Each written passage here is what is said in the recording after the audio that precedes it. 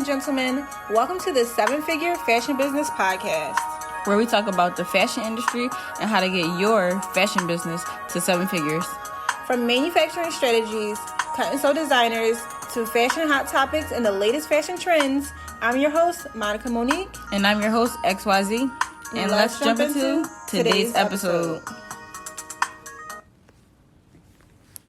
Good morning, afternoon, and evening, my loves. I have another fashion update episode for you today. So it's a couple things that I have been seeing that I wanted to pop on here and touch base on. Number one, Jaden Smith is the new creative director for the men's Christian Louis Vuitton brand. Very interesting. Let's see what this person has to say. Everyone wants to be a creative director, but most people have no idea what that means. If your timeline looks anything like mine, you've seen that Christian Louis Vuitton is named Jaden Smith, the multi-hyphenate creative, to be his new men's creative director. I've gotten multiple requests to talk about this, and honestly, I wasn't going to because to me, it made sense. There wasn't much to discuss. But thought we could dig into the business side of it because I think that's pretty interesting.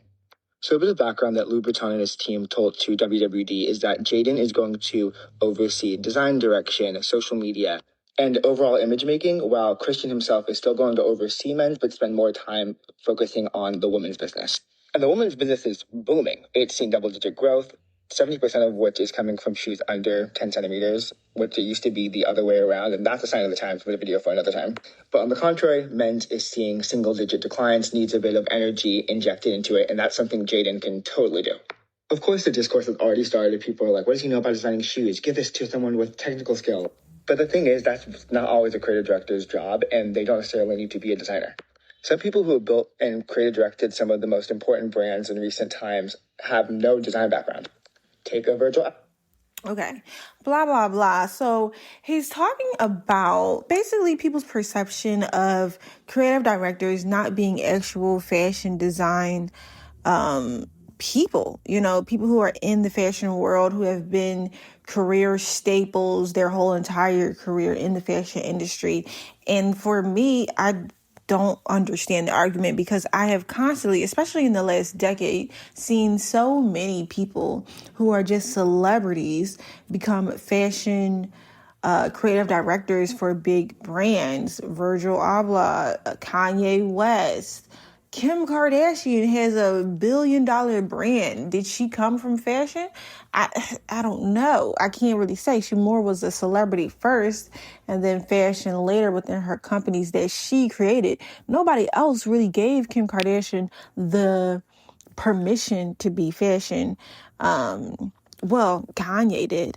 But other than that, there are definitely a lot of people in the fashion realm that are more so creative, more than fashion focus, more vision, inspiration, talent, view, a creative person who has always lived within their creative means outside of the technical background of a fashion designer or somebody in the fashion industry in general. Because even a stylist or somebody like that can be a fashion creative director, and people would be quote unquote okay with that. But either way, I think Jaden Smith makes sense. Obviously, he is known for his style, his outfits, his crazy swag. So I feel like it makes perfect sense for him to be the director. And I think people will be watching closely to see what his collection looks like for the Christian Louis Vuitton brand. Okay, next, I want to go into Gucci. Listen to this creator, and then I'll give you my thoughts. Me crazy, but I think someone at Gucci has been watching my videos. Their new creative director, Demna, has given us a taste of his first collection, and it's exactly what I've been talking about. He created characters. Each look in the collection represents an archetype. Each persona carries a story and an identity that you can step into. The honest reality is this: we live in a secular society, so things like purpose, meaning, and community that once came from religion are now up for grabs. That makes identity the new currency. Humans will always crave belonging. It's not a trend. There is nothing more marketable than a primal desire. That's why Demna's Gucci is the perfect preview of the future of branding. Call me crazy, but I think... Okay. Now, let's go into what she's talking about with these characters. So, one thing Gucci did was create character archetypes for the line. I thought it was interesting. It was very cool. If you saw their latest kind of commercial thing for it, it was very AI, like the models kind of morphed into the other model, and it did it like 5 or 6 times, I guess, to their different archetype like characters.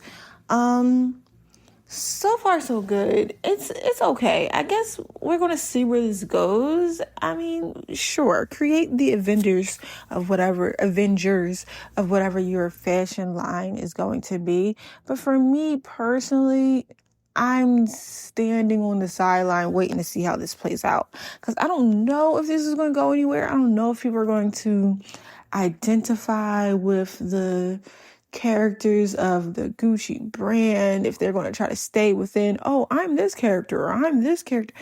It's not really giving to me, but I could see room for growth. I'll be sitting back and watching how this plays out, but I'm not really buying into what they're selling just yet.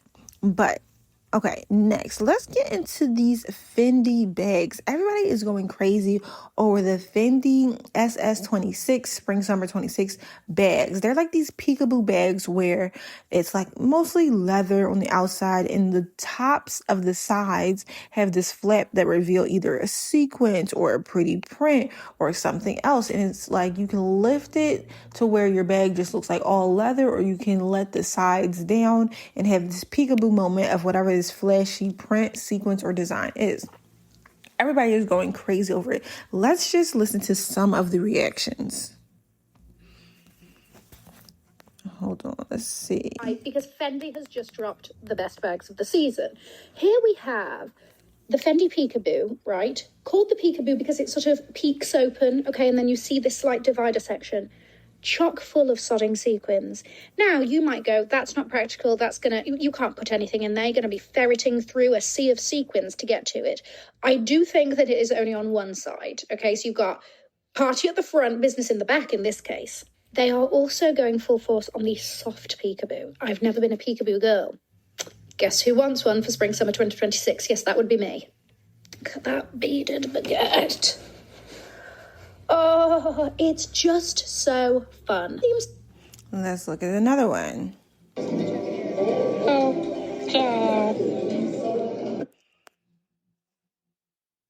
Was it really necessary? Was it necessary to make every single bag in the spring collection fabulous? Yes, it was necessary. Because look at the color block bag and look at the color block shoes. Shoes in the bags in this collection are the main characters. Look at this. I love a fun shoe and I love a fun bag. And I love them together. Look at the red chain shoes. I'm screaming. Another thing I'm screaming about are the colors in this collection. Like, how fabulous is that? The all blue with the blue beaded handle bag. I scream. And can we talk about the all red? What an it girl moment. This outfit is to die. With the matching cable knit bag and the matching red chain shoes. This is what I'm talking about when I say head to toe. Speaking of another head to toe look, the woven jacket and the woven matching bag. I'm levitating. It's so good. Another cable knit little, I can't tell if it's beaded. If it is, hello, gorgeous.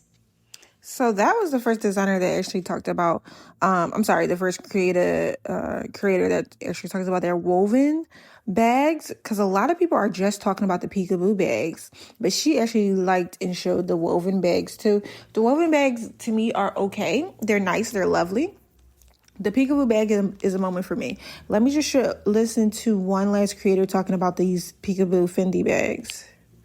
Do unspeakable things for the peekaboo bags. The latest Fendi show at Good Clothes, the bags were to die for. First things first, there was a range of peekaboos that all had interior embellishments. Don't lie, you know you want one. And there were beaded styles. This one's a beaded baguette with a flower design. Here's a version of the peekaboo with this flower design. This one is also fantastic. I also like the color block styles because it does actually match the set design of the show. And there's a few different versions. You can see again here the set. Floral cutout mini peekaboo is good. This is so dainty and cute. I like the wooden bobbliness of the handle. This is a men's messenger looking bag and I need it. I think this is a leather version of like a goy pearl lace. Slouchy levers your set. Also the men's bags just like have it handled. And these metallic-y looking knits. Just just so good. I would do unspeakable things for the peekaboo bag. So again, everybody is loving the peekaboo bags. A lot of these creators are also talking about the shoes, the accessories.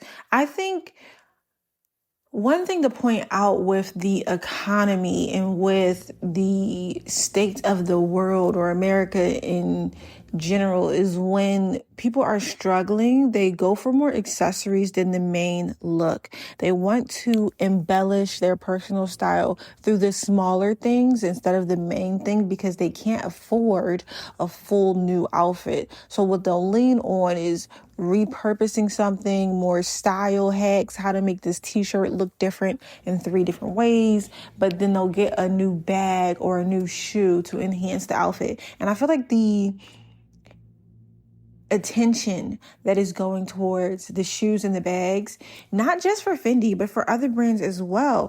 One thing another creator talked about with the Jaden Smith creator direction for Christian Louis Vuitton was talking about how it might only be for the shoe brand.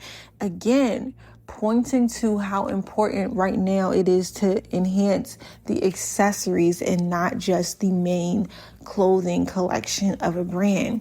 Because when times are hard, people will go for the cake, the accessory, the add-on, the dessert of the outfit. So I also want to point out that let's get into some house cleaning. As you know, with a fashion brand, we always have to talk about the things surrounding it. So the marketing, the behind the scenes, the finances. Let's listen to a couple different opinions on marketing for your fashion brand or your brand in general. Visibility beats talent. And if nobody knows you, nobody pays you. You could be the best designer, coach, speaker, trainer, but if nobody sees you, nobody pays you. The market doesn't reward talent in the shadows. It rewards the person who shows up in the spotlight. Whether it's you personally or your business. They did a study and they found out that brand awareness alone accounts for 60% of purchase decisions. 60%. Not the skill, not the quality of the product, it's simply awareness. So the question is, are you invisible talent or are you a visible, easy to find authority? So I love this clip because it really grinds my gears when I see people who are so good at fashion design, so good at creation, so good at making something just magnificent and beautiful, and they have 200 followers or 1,000 followers, but they're not doing it for the views. They're doing it because they love it or because they work for somebody who has the views and the numbers, or they work for another designer, or they are just behind the scenes older and gave up on their own personal dreams, so they work for another brand and they make that brand exceptional. Views out overstep talent any day. Attention oversteps talent any day. And if you do have talent, if you do have a brand, if you do have something worth seeing, I really encourage everybody to try to be seen. Try to be seen. I know it's annoying. I know it's embarrassing. I know it's hard to try to put out all this content or try to be an editor or whatever. If you don't have the money to hire one, you really do have to try to just keep putting yourself out there over and over and over again so your stuff can be seen. Attention beats talent any day. And it sucks. And everybody knows it sucks, but attention beats talent. So if you get attention for your talent, hopefully, prayerfully, you will have the means to get everywhere you want to go. Everywhere you want to go with your business, with your brand, with whatever you're doing in your creativity. If you can get attention on your talent, on your brand, then you will finally see, hopefully, the rewards that have been waiting for you this whole time. I know it's annoying. but you have to figure out, and you have to keep trying to figure out what is going to bring that attention to your brand, because that's what makes money. I always say this. If your brand is like the tree in the woods that nobody hears when it falls, then it doesn't matter. Your website can't be the tree in the woods. And if you're not familiar with what I'm saying is there is a popular, especially when I was growing up, there was a popular saying that if a tree falls in the woods and nobody's around to hear it, does it make a sound? And as I grew up, when I started to, create my website or try to promote my brand, I started to feel like my brand was a tree in the woods that nobody could hear fall. Like nobody would come to my launch party, or nobody would visit my website, or my analytics would say I only got 10 views. It's like my brand presence was a tree in the woods that fell, but nobody was around to hear the sound. And it's because I just wasn't pushing hard enough. I wasn't able to get it out far enough or to the right people, or I didn't understand hashtags at the time, or all the things. And now I feel like people hear it when I launch something. It makes a sound. Not because I'm doing anything great or paying for more ads or whatever. It's just that I've been pushing so long that I'm finally making progress towards everything that everybody wants. Money, recognition, authority. That's what everybody's working hard for. The freedom to pay your bills off of what you love, doing what you love. And for me and many of us, that is being in fashion in some way. So anyway, I just wanted to point that out. Just a quick little fashion update for you. And I always have to give you some business tips on the side of the fashion update. So anyway, tune in for our next episode. I think I'm going to do either the Miu Miu times wisdom topic, if you haven't seen that on TikTok and everywhere else. Miu Miu sent wisdom a couple different items, and each time the vest or the jacket zipper broke or buttons broke while Wisdom was wearing it. And he's a very popular content creator, so there's some type of discourse around that. Another thing that's going on is the Kim Kardashian brands. One, she closed down her makeup line. Did you even notice? And two, she collabed with Nike and has some really good promotions going on for that collab. Anyway, tune into the next episode so you can hear all about that. See you next time. Bye.